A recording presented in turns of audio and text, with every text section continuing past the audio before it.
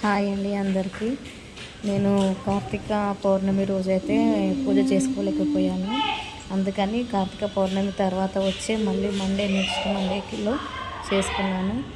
తులసి కోట దగ్గర 365 వత్తులు వేసి ఉసిరి దీపము అలాగే 365 వత్తులు వేసి పూజ అయితే కంప్లీట్ చేసుకున్నాను.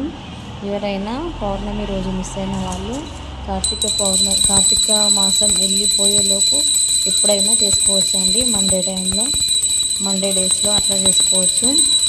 నేనైతే మిస్ అయిపోయినా అంటే నాకు ఎలాంటి ప్రాబ్లం లేకుండే, కాకపోతే పర్సనల్గా ఏదో ఇంకా చేసుకోవాలని ఇంట్రెస్ట్ లేకుండే. నేను తర్వాత అనిపించింది చేసుకోవాలి, ప్రతిసారి చేసుకుంటాను, ఈసారి మిస్ అవ్వడం ఎందుకు అని చెప్పేసి మళ్ళీ కార్తీక పౌర్ణమి నెక్స్ట్ వీక్ అంటే కార్తీక పౌర్ణమి వెళ్ళిపోయిన తర్వాత నెక్స్ట్ మండే వస్తుంది కదా, తర్వాత ఆ మండే అప్పుడైతే నేను తులసి కోట దగ్గర 365 వత్తులతో మంచిగా పూజ చేసుకున్నాను.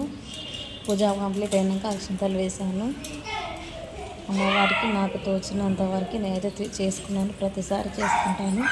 అలాగే ఎందుకు మిస్ అవ్వాలి అన్న ఉద్దేశంతో నాకు తోచినంత వరకు అయితే నేను చేసుకున్నాను. 5 ఉసిరి దీపాలు అయితే పెట్టుకున్నాను.